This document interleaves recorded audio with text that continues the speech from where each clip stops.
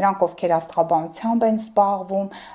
ովքեր համացանցում ակտիվություն ունեն, մեծ ճանաչում եւ հրճակ կարող եք ունենալ եւ բարենպաստ է օդի ու կրակի տարիքի ազդեցության տակ ծնվածների համար եւ նրանք, ովքեր ինֆորմացիոն տեղեկատվական հարթակում են գործունեություն ծավալում, հաջորդ որ ամսի 12-ն էլ է բարենպաստ, բայց սիրային գործերի համար բարենպաստ չի,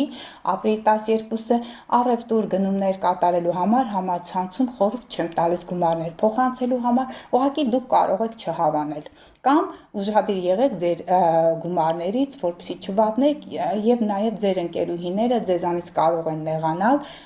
որ համապատասխան գումարը իրենց չեք տվել, իսկ եթե տաք իմացեք, որ այդ գումարները հետ վերադարձնել դժվար կլինի։ Հաջորդ օրը կրկին բարդ օր է, ապրիլի 13-ը ջրհոսի կենդանակերպում,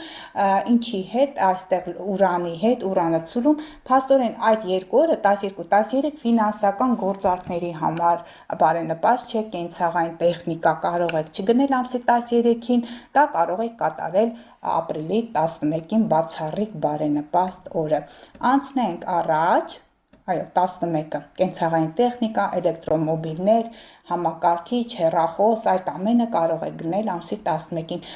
Ապրիլի 14 լուսինը ձկներում երազանքների համար, հոգևոր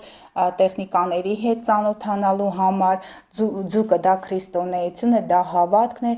ձեր ամենակարևոր աղոթքը, որը կտա ձեզ հաջողություններ, ընտանեկան ներդաշնակություն, ներանձնային ներդաշնակություն, նրանք ովքեր երեխաներ չունեն կարող են հենց այդ օրը այս կարևոր աղոթքը անել. Տեր Աստված, ների գիտակցված, չգիտակցված մեղքերը, ազատիր կարմայի կապանքներից։ Այստեղ կարման բարձրացող հանգույցն է ձկներում, Յուպիտերը բարեգործը, որը ձեր այդ խնդրանքը կհասցնի վերին ուժերին, Աստծուն կամ այն Հիսուսին, ում որ դուք ընդունում եք որպես բարձրյալ, եւ ձեր աղոթները իրապես կտան դրական արդյունք։ Անցնենք առաջ, կրկին բարենպաստ օր, ապրիլի 15-ը, փաստորեն 14-15-ին արդեն երեկոյան ժամերին լուսինը կգտնվի խոյի կենդանակերպում, լուսինը ձկների կենդանակերպում, կրկին նշում եմ, դա կարող է լինել պրոցեդուրաներ, ջրային աղոթքի համար է բարենպաստ, կարող է գնել այնպիսի իրեր, որոնք հիշողություններ են արթնացնում, դա կարող է լինել նարեկ, տարբեր հոգևոր տեխնիկաներով բուժումները, կարող եք այցելել հոգեբանի, ինչպես ամսի 11-ին կարող եք դիմել աստղաբանի, կարող եք հանգստանալ տան մի անկյունում,